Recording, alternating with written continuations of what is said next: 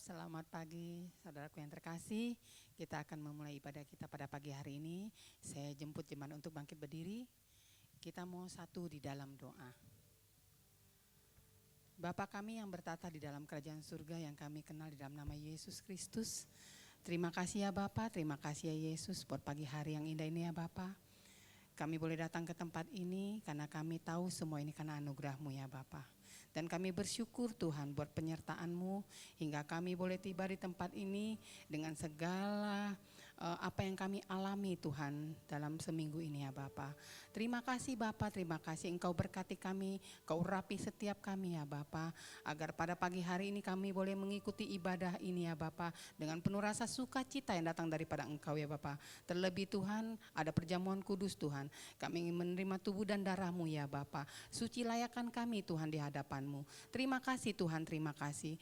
Dan Bapa kami juga berdoa buat anak-anak sekolah minggu Tuhan yang saat pagi hari ini ya Bapa. Engkau memberkati anak-anak ini ya Bapa. Engkau berkati tumbuh kembangnya ya Bapa. Engkau juga memberkati pendidikannya Tuhan.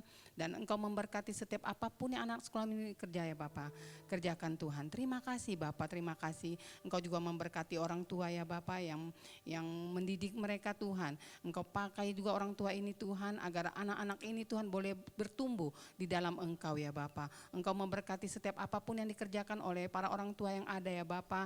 Biarlah Tuhan Engkau membuat berhasil ya Bapa. Terima kasih Bapa, terima kasih. Engkau juga memberkati guru-guru sekolah minggu yang ada ya Bapa. Engkau berikan hikmat marifat yang datang daripada Engkau agar apa yang mereka ajarkan Tuhan isi hati-Mu ya Bapa boleh tumbuh di dalam hati anak-anak ini ya Bapa. Terima kasih Tuhan, terima kasih. Hanya di dalam nama Yesus kami sudah berdoa dan mengucap syukur. Haleluya. Amin. Saya persilakan duduk kembali. Haleluya, puji nama Tuhan. Berikan dulu sorak-sorai buat Tuhan dong. Haleluya. Saudara sukacita amin? Saudara sukacita amin? Puji Tuhan. Mari kita puji Tuhan. Mari kita sembah Dia. Menghampiri tahtanya, menghampiri hadirat Tuhan. Dan kita percaya kehadiran, bahkan kehadiran kita pun membuat Dia bersukacita. Terima kasih Tuhan, terima kasih.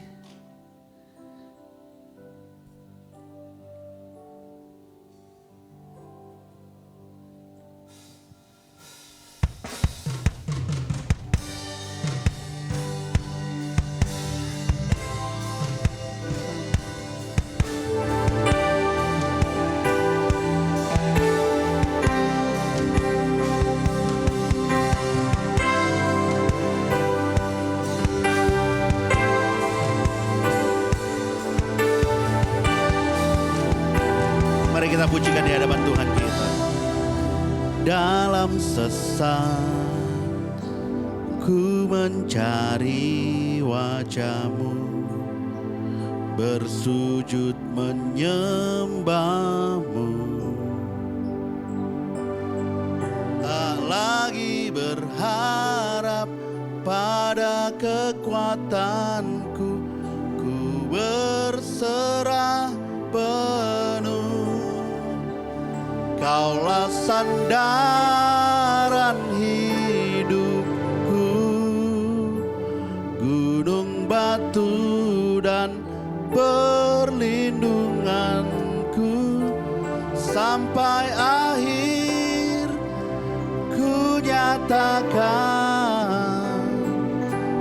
Yesus hanya Engkau yang ku andalkan.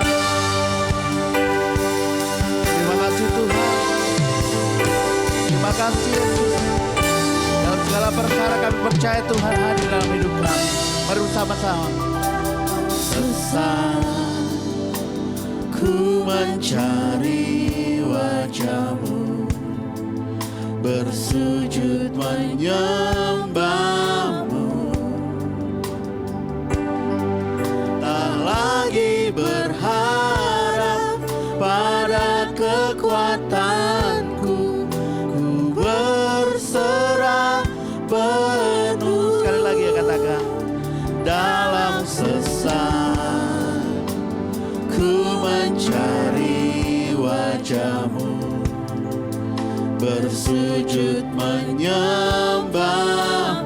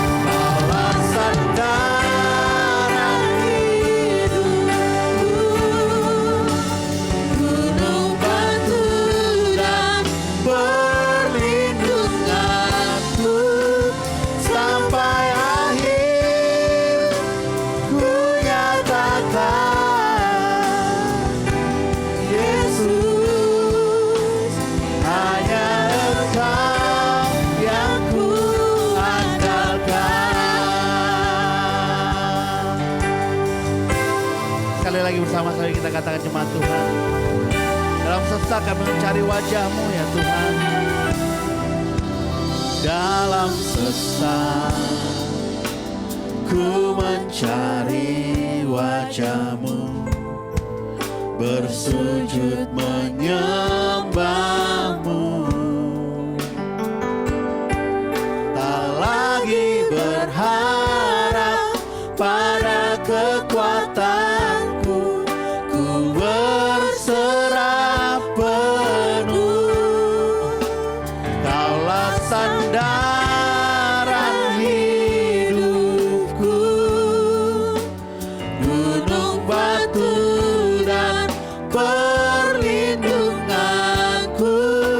Sampai akhir ku nyatakan, Yesus, hanya Engkau yang ku andalkan.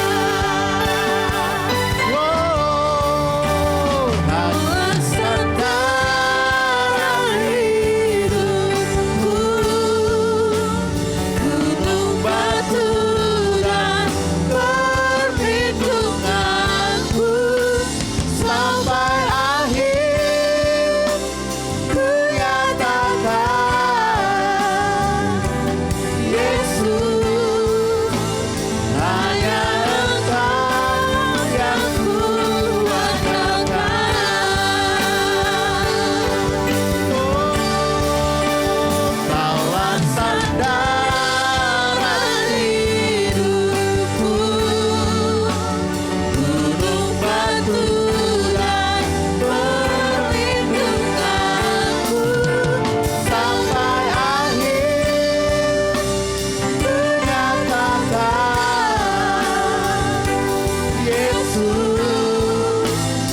hanya Engkau yang ku andalkan.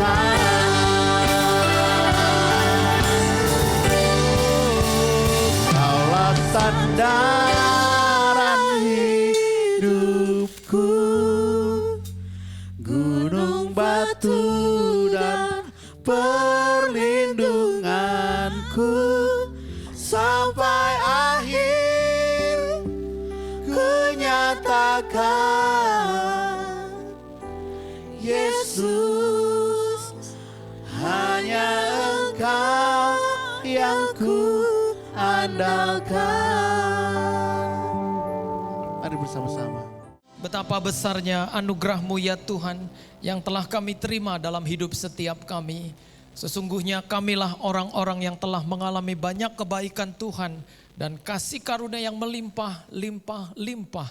Kami beruntung karena Engkau memegang hidup kami senantiasa. Dimanapun kami berada dalam susah maupun senang, dalam segala keadaan Engkau Tuhan yang membuktikan bahwa Engkau Tuhan yang setia untuk memelihara kami dengan cara yang terbaik. Terima kasih Tuhan Yesus, selayaknya lah kami berkata terima kasih Tuhan untuk semua kebaikan dan anugerah-Mu yang besar. Dan sekarang kami mau mendengarkan firman-Mu. Berbicaralah kepada masing-masing kami, taruh perkataan-Mu di hati kami semua. Tuliskan setiap firman-Mu ya Bapa di loh hati kami, agar kami melihat firman-Mu menjadi rema tertanam. Kami boleh bertumbuh berbuah dan menghasilkan buah berlipat kali ganda, menjadi berkat bagi banyak orang di sekeliling kami.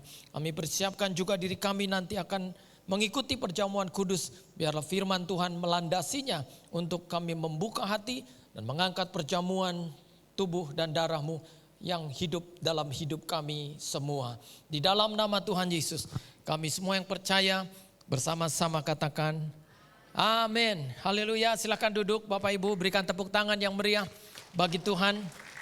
Selamat hari Minggu, selamat jumpa kembali. 2 minggu kita tidak berjumpa di tempat ini, tapi GBI Rem ada di ITC Permata Hijau. Sesekali Bapak Ibu harus ke sana menikmati kebaikan Tuhan. Ya, sesungguhnya padang berumput hijau telah dirubah menjadi permata hijau. Satu kali Bapak Ibu pasti saya lihat akan ada di sana. Siapa yang nggak mau ke sana? Angkat tangan. Enggak, maksud saya siapa yang ke sana? nanti sesekali ya, angkat tangan, puji Tuhan, puji Pak Rudi mah udah pasti ya. Ya, ditunggu nanti ketemu di sana di lantai 7 ya, GKA kita beribadah di sana. Kita sedang mempersiapkan satu tempat yang luar biasa supaya kita bisa beribadah lebih dari satu kali di ITC Permata Hijau. Baik, mari kita buka Alkitab kita dalam Roma pasal 8 ayat 31 sampai dengan ayatnya yang ke-39. Roma pasalnya ke-8 ayat 31 sampai ayatnya ke-39. Tema khotbah saya adalah jika Allah di pihak kita. Mari Bapak Ibu kita perhatikan bagian firman Tuhan ini. Dan demikianlah firman Tuhan. Sebab itu apakah yang akan kita katakan tentang semuanya itu? Jika Allah di pihak kita, siapakah yang akan melawan kita? Ia yang tidak menyayangkan anaknya sendiri tetapi yang menyerahkannya bagi kita semua. Bagaimanakah mungkin ia tidak mengaruniakan segala sesuatu kepada kita bersama-sama dengan dia? Siapakah yang akan menggugat orang-orang pilihan Allah? Allah yang membenarkan mereka. Siapakah yang akan menghukum mereka? Kristus Yesus yang telah mati, bahkan lebih lagi yang telah bangkit, yang juga duduk di sebelah kanan Allah, yang malah menjadi pembela kita. Siapakah yang akan memisahkan kita dari kasih Kristus? Penindasan atau kesesakan, atau penganiayaan, atau kelaparan, atau ketelanjangan, atau bahaya, atau pedang. Seperti ada tertulis, oleh karena engkau kami ada dalam bahaya maut, sepanjang hari kami telah dianggap sebagai domba-domba sembelihan.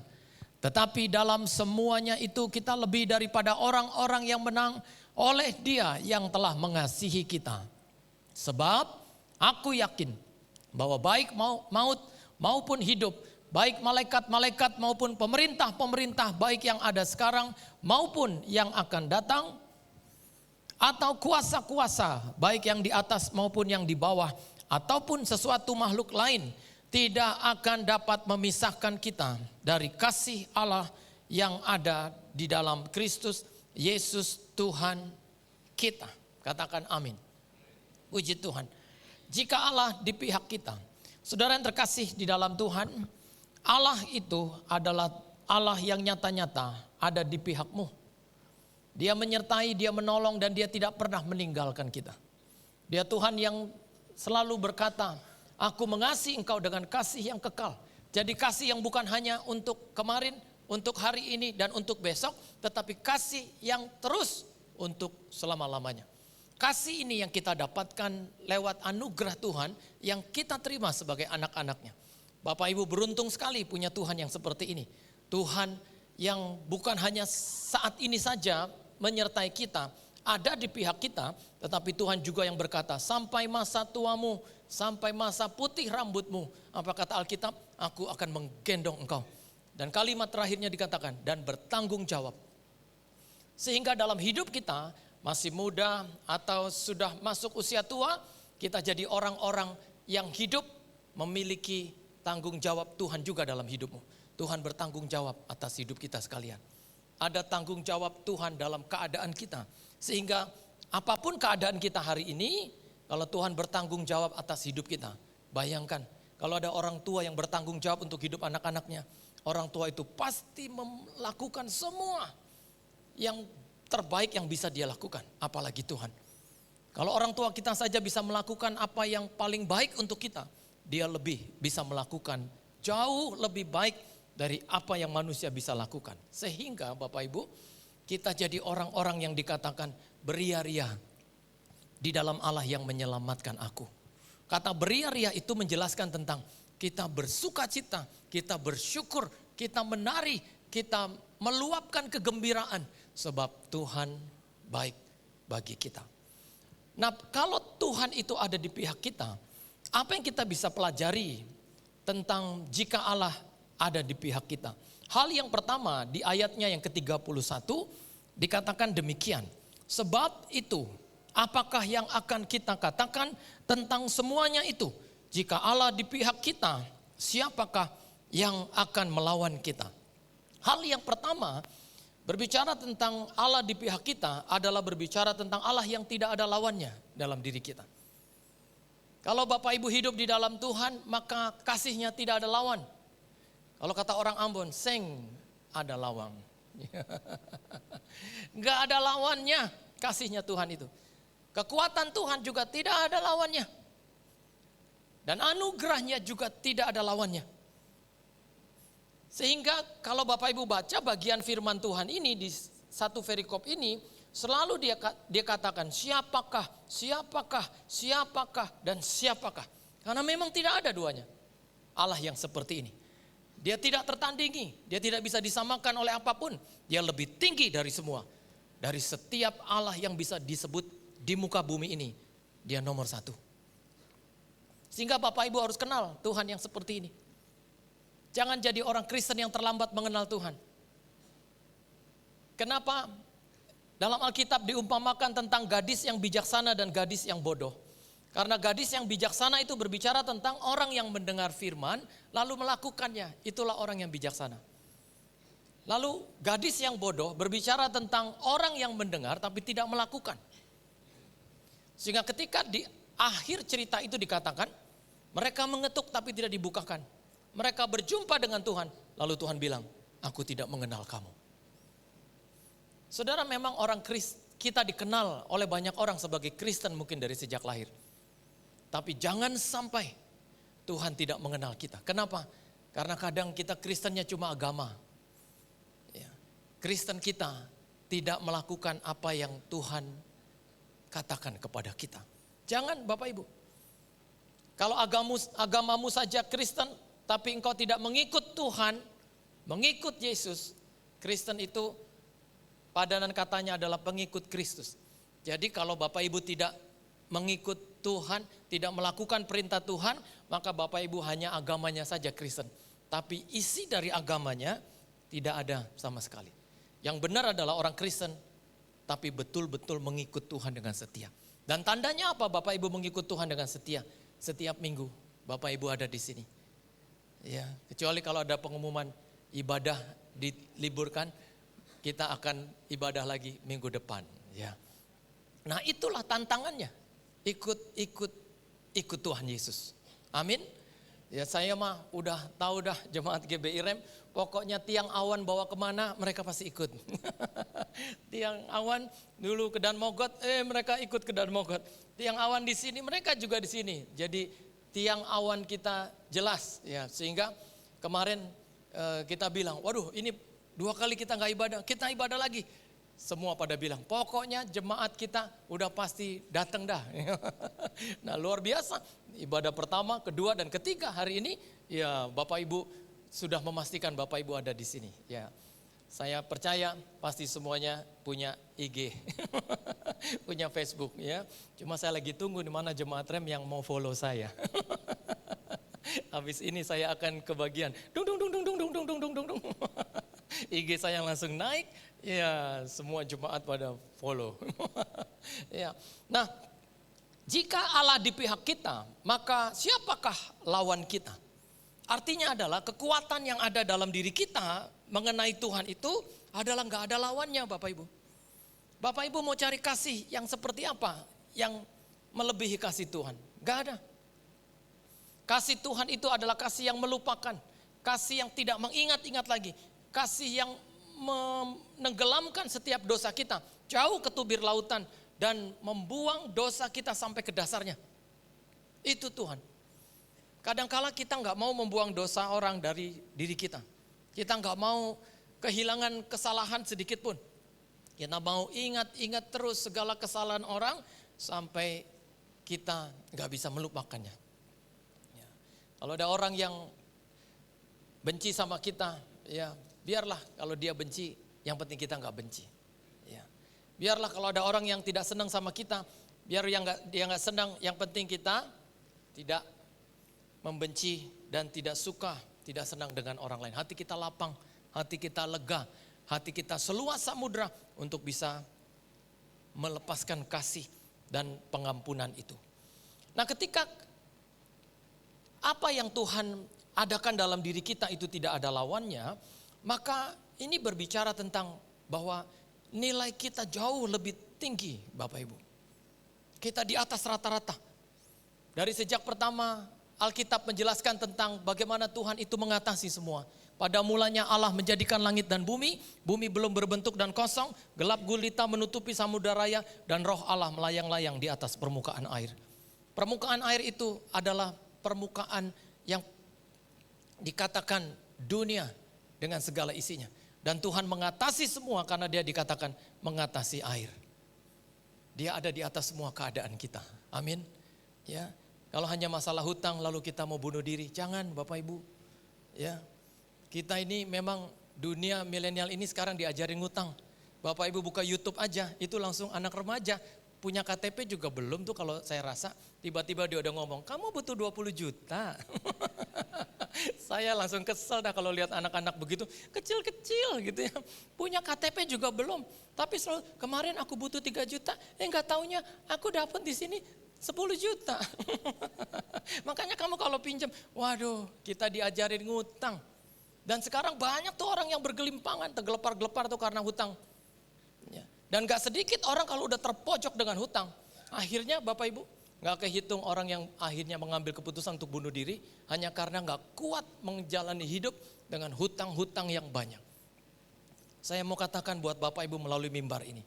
Jika Allah di pihak kita, jangan kalah dengan hutang. Mungkin itu sebuah kesalahan yang tidak akan kita ulangi. Tuhan tetap bisa membela kita. Amin.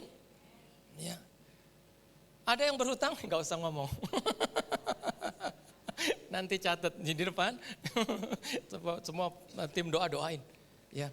Siapakah sekarang orang yang gak punya hutang? Semua bisa punya hutang. Tapi yang salah adalah seringkali kita berhutang tidak sesuai dengan kemampuan kita. Kadangkala kita bawaannya minjem terus tanpa mikir. Kita pikir nanti juga ada, nanti bisa bayar. Pas jatuh tempo. Yang mengerikan dan lebih mengerikan dari jatuh cinta sekarang tuh jatuh tempo Bapak Ibu. Ya, kalau jatuh cinta orang sekarang, kalau dulu jatuh cinta itu berjuta rasanya, sekarang jutaan biayanya. Ya coba tanya tuh, kemarin anak-anak Batak tuh sampai bikin demo loh. Demonya turunkan harga sinamot. Ya Pak Ben, ini ada dongan tubuh. Ya, Pak Ben tiba-tiba kemarin di acara kedukaan pakai ulos loh. Baru saya tahu sama. Ya, turunkan harga sinamot maksudnya, turunkan harga lamaran. Itu kalau orang-orang Batak, Nias tuh, ya ada satu suku Bapak Ibu, SMA berapa sinamotnya, lamarannya S1 berapa, itu ada udah terdaftar. Nah kalau sinamot nggak turun-turun, kapan anak-anak kita menikah? Ya, jadi kalau kita belajar tentang hidup, maka belajar dari Tuhan tentang banyak hal yang harus kita lakukan. Bapak Ibu harus pastikan selalu mencari kerajaan Allah. Kalau Alkitab katakan dalam Matius 6 ayat 33, tetapi carilah dahulu kerajaan Allah dan kebenarannya, maka semuanya itu akan ditambahkan kepadamu. Oh berarti kita harus cari gereja supaya semua ditambahkan kepada kita. Dan banyak orang berpikir kalau kita rajin ke gereja, uang kita banyak, bisnis kita berhasil, karena kalimatnya semuanya itu akan ditambahkan kepadamu. Salah. Kalau cari gereja jangan cari berkat. Gereja bukan lembaga keuangan. Ya. Gereja bukan bank yang memiliki nasabah prioritas atau nasabah biasa. Enggak. Gereja enggak boleh melihat jemaat itu sebagai nasabah prioritas atau nasabah biasa. Semuanya menjadi prioritas. Sehingga kalau Bapak Ibu keluar dari ruangan ini pasti semuanya disenyumin. Pasti kebagian senyum saya. Ya. Walaupun kadang-kala saya udah senyum gitu. Ada yang lewat-lewat aja. Ya, tapi yang penting senyum saya udah sampai gitu ya. Nanti kalau Bapak Ibu punya masalah nanti ingat, oh ya Pak Paulus ya selalu khotbah, Pak Julius selalu khotbah, pendeta-pendeta yang selalu mendukung kita. Kami pastikan, kami selalu memastikan Bapak Ibu bisa beribadah. Ya. Dan kalaupun tidak bisa beribadah di sini, itu pun karena kendala tempat yang tidak bisa kita pergunakan. Ya. Hidup itu, Bapak Ibu yang terkasih di dalam Tuhan, kalau hidup di dalam kasih Tuhan dan kuasa Tuhan, maka kita akan mengerti, wow, luar biasa hidup di dalam Tuhan itu. Hidup yang begitu tinggi, hidup yang begitu luar biasa. Sehingga kalau Bapak Ibu kenal Tuhan, maka Bapak Ibu akan kenal Tuhan yang seperti ini, yang gak ada duanya. Dalam Yohanes pasal 17, ayatnya yang pertama, Bapak Ibu dikatakan demikian. Yohanes pasal 17, ayatnya yang ketiga kalau tidak salah Putri. Yohanes 17 ayat 3. Dikatakan demikian. Mari baca sama-sama. 1, 2, 3. Inilah hidup yang kekal itu, yaitu bahwa mereka mengenal Engkau satu-satunya Allah yang benar, dan mengenal Yesus Kristus yang telah Engkau utus. Perhatikan kalimat ini. Berarti kalau manusia ingin memperoleh hidup yang kekal, manusia harus mengenal dulu siapa satu-satunya Allah yang benar itu. Karena Allah itu harus satu-satunya yang benar. Supaya apa? Supaya tidak ada duanya. Kalau kita menyebut Allah itu satu, maka masih ada 2, 3, 4, 5 dan bilangan-bilangan angka berikutnya. Tapi kalau berbicara satu-satunya, maka Allah yang seperti ini pasti tidak ada duanya. Sehingga Bapak Ibu beruntung, Bapak Ibu telah mengenal siapa satu-satunya Allah yang benar ini.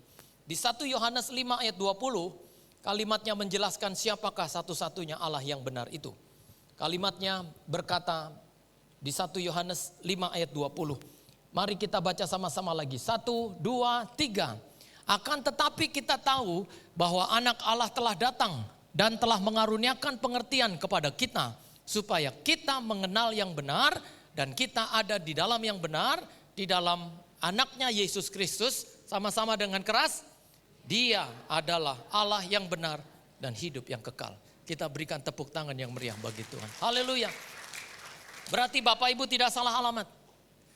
Kalau dunia berkata bahwa Allah yang benar itu harus tidak ada duanya, maka benarlah yang dikatakan oleh Alkitab.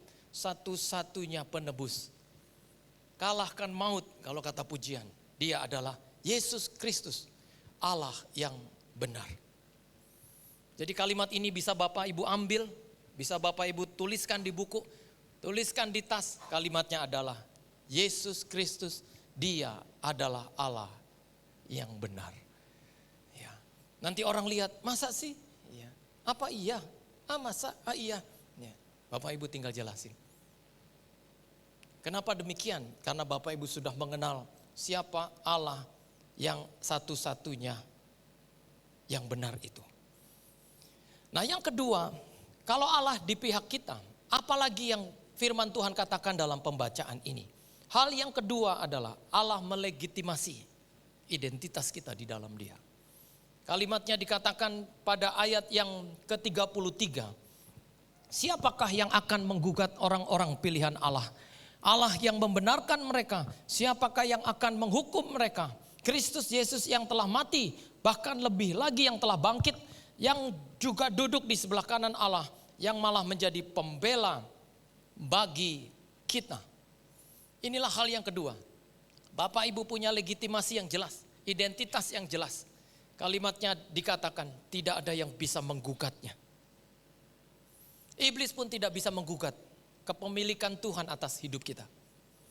Sehingga kalau Bapak Ibu baca di dalam kitab 1 Petrus 2 ayat 9, di sana dikatakan, kamulah imamat rajani, umat yang kudus milik kepunyaan Allah sendiri.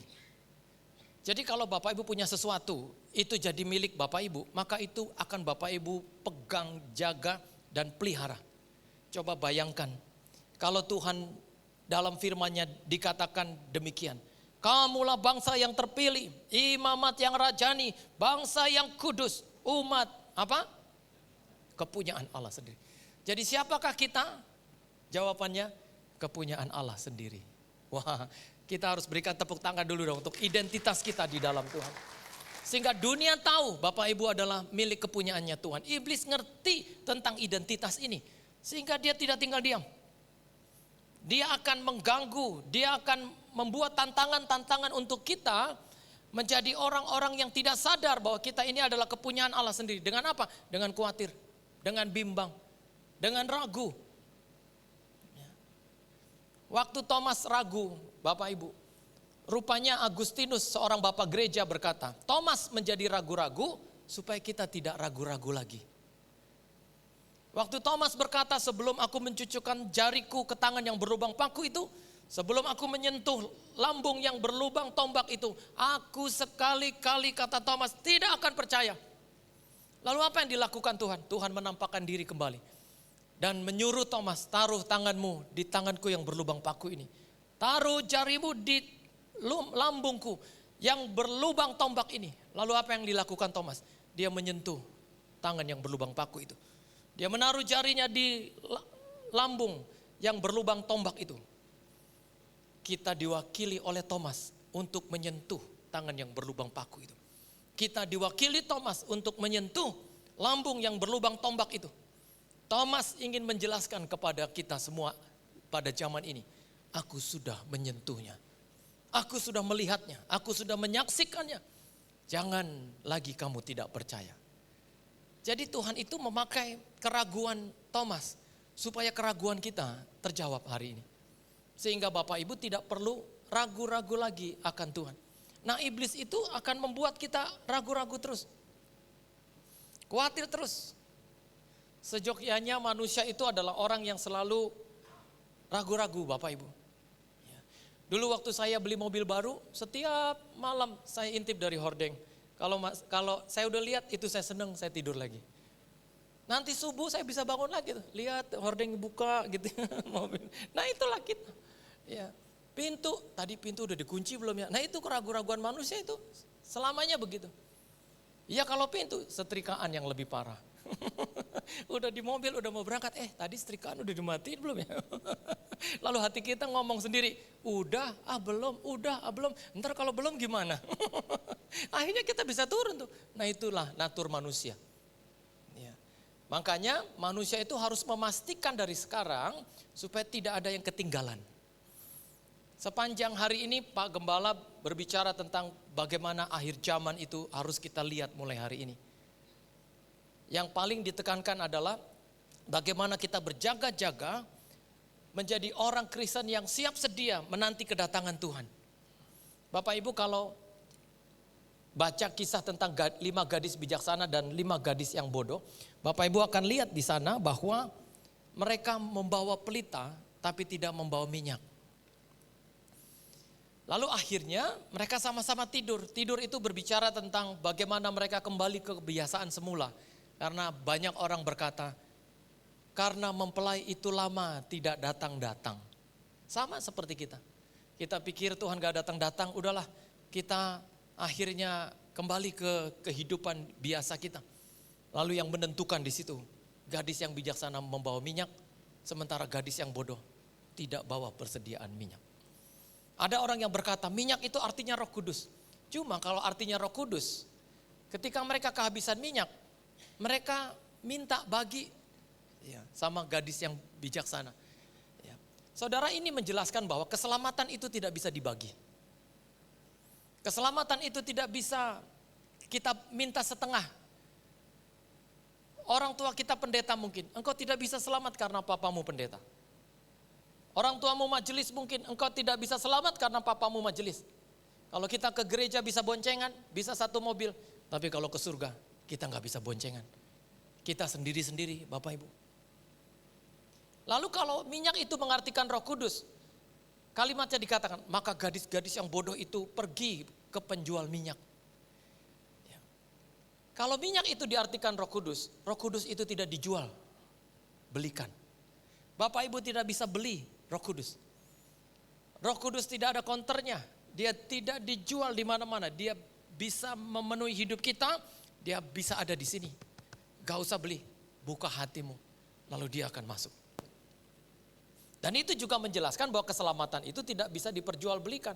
Karunia-karunia Roh Kudus juga tidak bisa diperjualbelikan. Makanya kalau ada kursus bahasa roh, nah ya, saya langsung bilang, kata anak-anak sekarang tuh, ya. Karunia-karunia itu tidak bisa dijual belikan. Tidak ada kursusnya. Dulu kan ada tuh, dibuka kursus bahasa roh. Waduh, kaget saya. Bersertifikat. Ganda. Ada tulisan gandanya. Artinya sertifikatnya dunia yang keluarin, bukan sertifikat surga. Sepanjang saya tahu bahasa roh itu datangnya dadakan loh Bapak Ibu. Dia tuh kalau datang, dia langsung membuat kita langsung berglosolali. Ya, kita menjadi punya karunia lidah. Ya. Cuma kan kebanyakan orang bukan karunia lidah, tapi bersilat lidah. Dulu ada tuh pendeta yang bilang, siapa yang mau bahasa roh, ayo maju ke depan. Ucapkan apa saja. Saya lihat ada ibu-ibu. Wah, saya kaget gila, masa sih gini bahasa roh kalau mau dapat gitu ya. Enggak ada Bapak Ibu. Bahasa roh itu adalah karunia, kepada siapa Tuhan karuniakan demikianlah orang itu akan dikaruniai. Sehingga saya lebih senang bilang haleluya, puji Tuhan. Kalau ada pendeta yang berglosolali itu biasanya bahasa roh yang pernah dikaruniakan.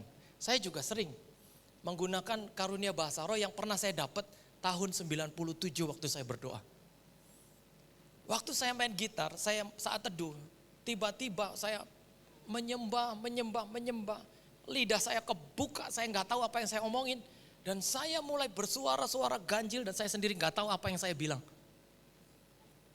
Dan saya masih ingat kata-kata yang keluar dari bibir saya bukan bahasa Indonesia. Sehingga sesekali kalau saya mau ucapkan, saya ucapin karunia bahasa roh saya yang dulu saya dapat. Jadi kalau ada pendeta yang seperti itu, ya mungkin dia mengulang kembali karunia yang indah itu dan dia mengatakannya. Tapi tidak semua saya harus begitu. Jadi kita jadi orang yang bisa membedakan mana karunia roh, mana buah roh. Karunia roh itu wajib, karunia roh itu tidak wajib, buah roh itu wajib. Bapak Ibu tidak harus memiliki karunia nubuat, tidak harus memiliki karunia bahasa roh, tidak harus memiliki karunia kesembuhan, tapi kalau kita diberikan. Saya punya teman Bapak Ibu, tiap kali doakan orang sakit sembuh. Kalau saya kadang sembuh, kadang enggak, ya karena saya enggak punya karunia langsung. Tapi Tuhan itu enggak pernah mengecewakan, doakan orang sembuh Bapak Ibu. Ada seorang opung ya, opung tuh dalam bahasa Ibraninya ya kakek nenek gitu ya, opung apa doli, opung boru, ya opung boru itu opung nenek perempuan, opung doli itu kakek laki-laki, ya nggak sadar di rumah sakit Hermina di dekat Kalideres sana. Jadi kalau di Daan Mogot Baru itu belok dari Daan Mogot ke kanan itu ada rumah sakit Hermina. Saya diminta, Pak tolong doakan ibu saya, ibu kami sudah koma. Mau adakan perjamuan kudus supaya dia bisa ikut perjamuan kudus sebelum dia dipanggil Tuhan. Wah Bapak Ibu jangan bilang pelayanan pendeta itu gak ngeri-ngeri. Saya sering ngalamin, pendeta-pendeta juga banyak yang ngalamin. Kita tuh kadang ada di samping orang yang sedang berjuang dengan hidup dan mati. Lalu saya karena sudah biasa memimpin perjamuan kudus untuk orang yang sudah koma, kita gak bisa minumin dia langsung anggur. Kita diomelin dokter. Pulang bisa diborgol kalau begitu caranya gitu ya. Ada kan pendeta tiba-tiba lihat orang koma, bertobat, kalau kamu gak bertobat masuk neraka kamu. Dia sadar bukan karena dia sembuh, tapi karena kaget dengar suara pendetanya nyuruh dia masuk neraka. Dia pikir dia udah mati, gak tahu masih hidup. Pendeta yang berdiri di depannya bukan Tuhan Yesus. Nyuruhnya masuk neraka lagi. Waduh. Akhirnya saya minta, siapa yang paling dekat dengan orang tua Bapak Ibu? Oh ini Pak, anak terakhir, anak bungsu. Jadi saya suruh anak bungsu yang mewakili orang tua mereka untuk ikut perjamuan kudus. Nanti sebelum diminum, diolesin bibir dari yang sakit, ya supaya dia juga bisa ikut di dalam perjamuan kudus itu. Nanti rotinya gak usah dikasih makan, sentuhkan saja ke bibirnya. Lalu kamu yang makan dan minum anggur dan roti itu. Sama seperti ini saudara. Bapak Ibu tahu sesudah kami adakan perjamuan kudus, air mata dari orang yang sakit ini menetes. Banyak sekali, dia gak bisa bangun. Dia gak sadar, dia gak bisa melek, dia gak bisa menggerakkan tangannya. Tapi hatinya bisa tahu ada orang yang sedang mendoakan dirinya. Jadi hati-hati kalau ada orang koma, jangan suka ngomongin tagihan listrik, utang belum bayar, ribut sama si ini. Gimana sih dia, masa gue melulu yang jaga dia, jaga mama, kemana nih? Semuanya pada sibuk, gue lagi. Kalau nggak ada gue gimana? Jangan Bapak Ibu. Ngomong yang manis-manis supaya dia bisa seneng. ada di situasi keluarganya rukun. Ya. Dan tahu Bapak Ibu apa yang terjadi? Sesudah saya pulang 3 hari kemudian dinyatakan ibu ini sadar kembali. Dan sebulan kemudian saya dapat undangan untuk memimpin ibadah ulang tahun, rupanya ulang tahun dari ibu itu. Waktu saya datang, dia lagi makan ayam goreng. Saya lihat, ya Tuhan, itu ibu yang kemarin saya doakan. Astaga. Terus saya bilang sama anak, itu mama? Iya Pak. Udah bisa makan ayam goreng? Bisa. Ya udah saya temenin, ambilin satu lagi. Karena saya memang udah lapar waktu itu. Saya duduk di samping opung perempuan itu, saya bilang, waduh enak ya, opung boru, ini makanannya, ayamnya. Iya, gitu. Bayangkan Bapak Ibu, saya kalah makannya, kalah cepat sama orang yang kemarin saya doakan koma, sekarang udah bisa makan ayam goreng. Tapi enggak melulu saya doakan orang sakit itu sembuh. Ada juga saya doakan, langsung dipanggil Tuhan. Keluarganya langsung bilang, so salah kita ini, manggil pendeta, salah alamat gitu ya. Tahu gitu pendeta yang satu lagi tuh, pasti dia bisa sembuh ini mama kita. Ya, itulah hidup Bapak Ibu. Tuhan itu kalau menjawab doa kesembuhan, kadang dia jawab dengan 3 jawaban. Saya sering katakan dalam khotbah saya. Ada orang yang berdoa, ya Tuhan sembuhkan saya. Tuhan langsung jawab, ya aku akan sembuhkan kamu. Inilah yang dinamakan mukjizat. Mukjizat masih berlaku sampai hari ini. Amin. Mukjizat masih ada.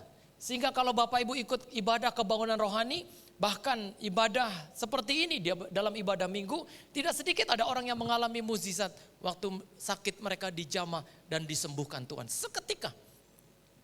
Ada orang yang lumpuh bisa berjalan, sering saya lihat. Ada orang yang bisu bisa berkata-kata, sering saya lihat. Ada orang yang tuli tiba-tiba Tuhan buat mendengar. Wah banyak kali Bapak Ibu, itu bukan kejadian yang fiktif. Tetapi itu fakta yang terjadi kalau Tuhan buat mukjizat, itu bisa dinyatakan. Ada orang buta bisa melihat? Ada. Kalau orang bisu kan ditesnya, kamu bisa dengar suara saya? Bisa. Coba ikuti kata-kata saya. A, B, bisa berbicara. Akhirnya semua tepuk tangan. Kalau orang buta, ini berapa? 1. Ini berapa? 2. Ini berapa? 3. Dikeluarin uang 100. Ini berapa? Diambil dulu duitnya. Baru dia bilang 100. Rupanya biar baru sembuh juga ngerti uang 100 tuh. Ya, diambil duitnya dia baru bilang cepet. Dan mukjizat itu masih berlaku buat kita. Lalu yang kedua, kadang ketika Tuhan menjawab doa kesembuhan, ada orang yang berdoa, ya Tuhan sembuhkan saya. Tuhan tidak menjawab ya, tapi Tuhan bilang tunggu. Lalu orang ini berdoa terus, minta kesembuhan. Akhirnya saat waktu Tuhan adalah waktu yang terbaik, akhirnya orang ini sembuh juga. Disembuhkan Tuhan menurut waktunya Tuhan. Tapi yang ketiga Bapak Ibu, ada orang yang berdoa, Tuhan saya sudah lelah dengan sakit saya ini, sembuhkan saya, tolong saya Tuhan. Tuhan gak jawab ya, Tuhan gak jawab tunggu. Tuhan cuma kasih kekuatan supaya orang ini bisa tetap setia sampai pada akhirnya. Dan banyak orang yang gak disembuhkan tapi hanya diberikan kekuatan supaya mereka tetap kedapatan setia sampai akhir.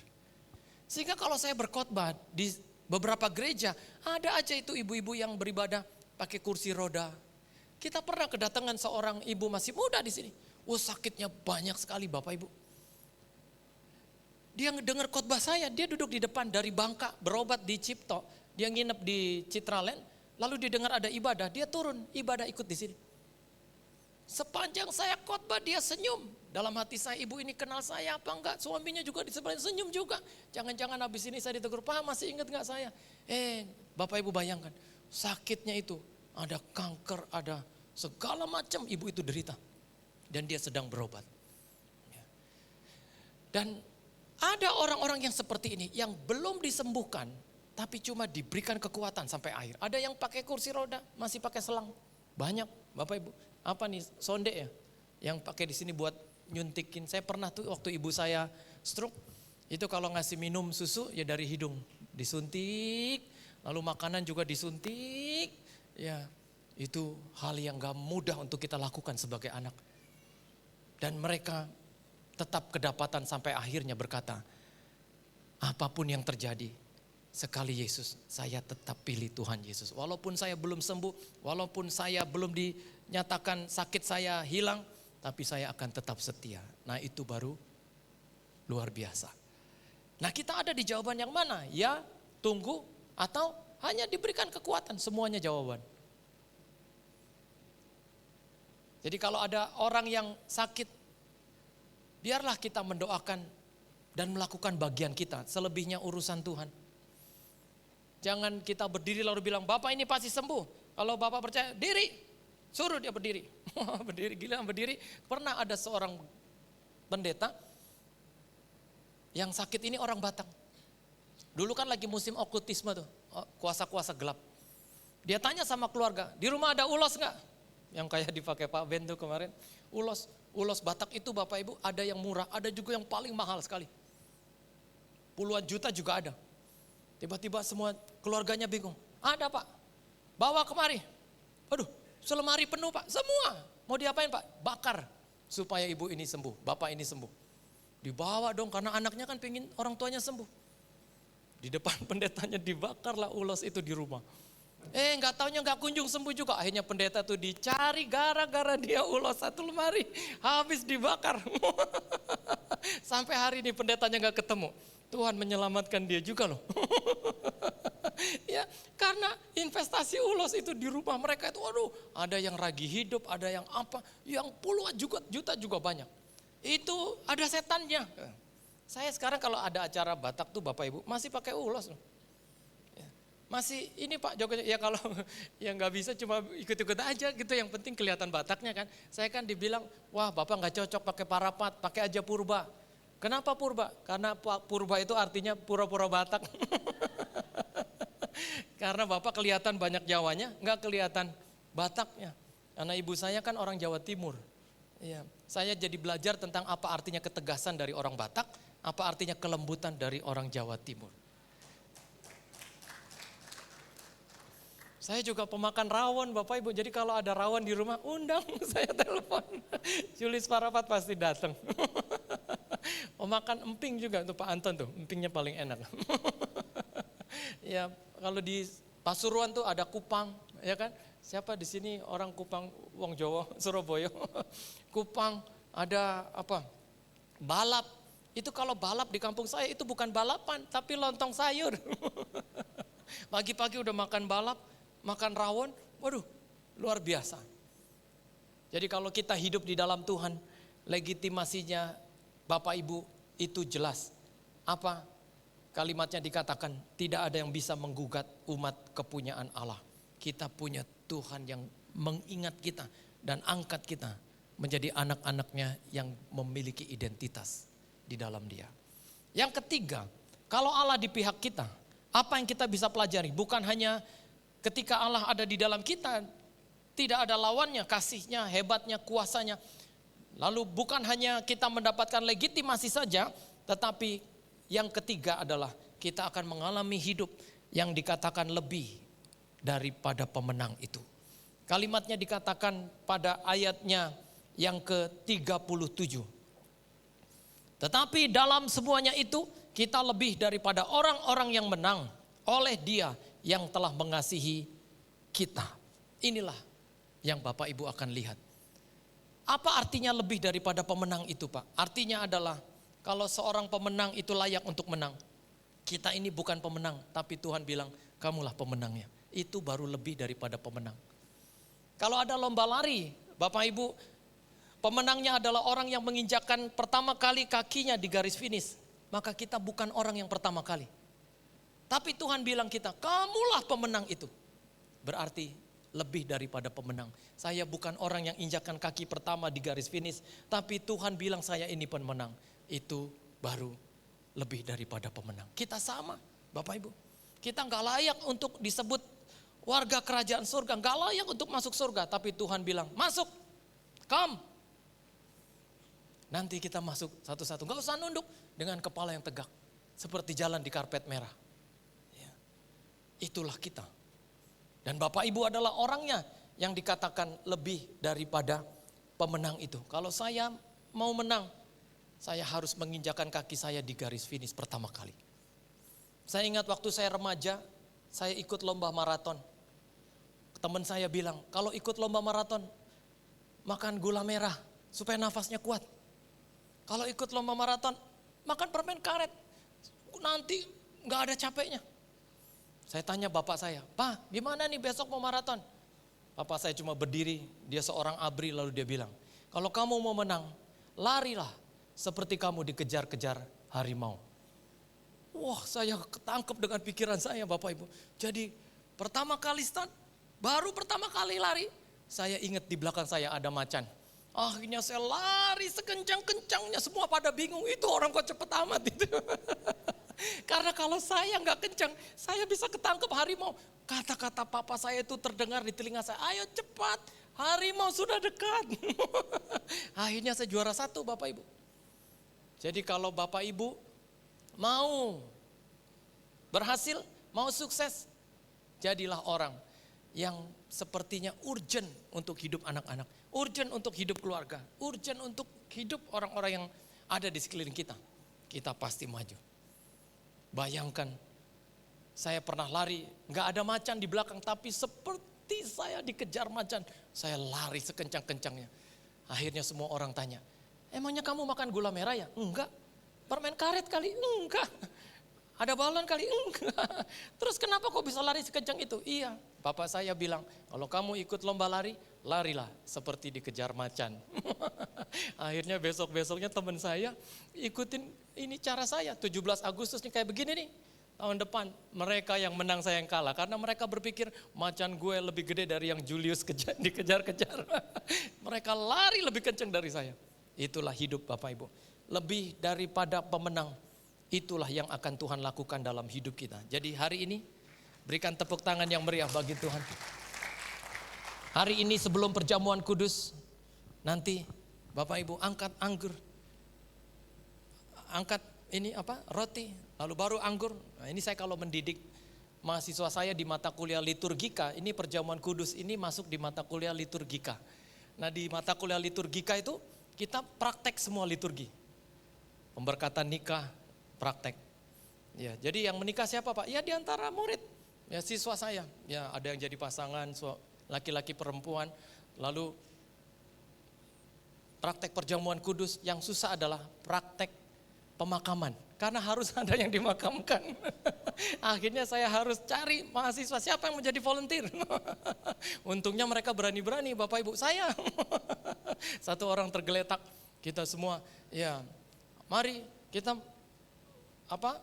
percaya bahwa debu kembali kepada debu, manusia kembali kepada penciptanya. Sambil penjaga kubur memasukkan peti ke liang lahat, mari kita menyanyikan pujian. Itu anak-anak udah tahu nih, ini Pak Julius nih tiap semester ngajarin beginian. Nah, perjamuan kudus adalah perjamuan yang juga diikuti oleh mereka. Cuma ada satu orang yang tanya, Pak mana lebih dulu sih, anggur atau roti? Lalu saya bilang, mana lebih dulu, makan atau minum? Oh iya ya, berarti roti dulu ya Pak? Iya roti dulu. Ada dulu siswa saya, dia gak ngerti. Dia minum dulu Bapak Ibu, angkatlah anggur di tangan kananmu. Sesudah udah diminum, orang juga bingung tadinya. Kok kita anggur dulu, biasanya roti dulu. Habis anggurnya diminum, semuanya keselek. Karena anggurnya udah diminum, rotinya ceket di sini. Ya, jadi biarlah perjamuan kudus ini membuat kita semakin dekat dengan Tuhan. Kita semakin merasa, terima kasih Tuhan, sejak saya hidup di dalam Engkau, enggak ada lawannya. Kasih-Mu enggak ada lawan, kuasa-Mu enggak ada lawan, hebat-Mu tidak ada lawan, anugerah-Mu enggak ada duanya. Lalu yang kedua, sejak aku ada di dalam Engkau dan Engkau ada di dalam aku punya identitas yang jelas. Aku terlegitimasi, dimeteraikan oleh Roh Kudus. Sejak Engkau di dalam aku dan aku di dalam Engkau, saya merasa lebih daripada pemenang. Tepuk tangan dong untuk semua kita yang ada di dalam ibadah ini. Haleluya, mari kita ambil sikap doa. Kita sama-sama kembali meresponi firman Tuhan ini. Kita tahu, kita percaya bahwa kalau Allah di pihak kita, maka kasih-Nya tidak ada lawan, kuasa-Nya tidak ada lawan. Kita terlegitimasi, kita lebih daripada pemenang. Kita nyanyi pujian yang terutama dalam hidup ini. meninggikan nama Yesus. Haleluya, haleluya, haleluya. Yang terutama di dalam hidup ini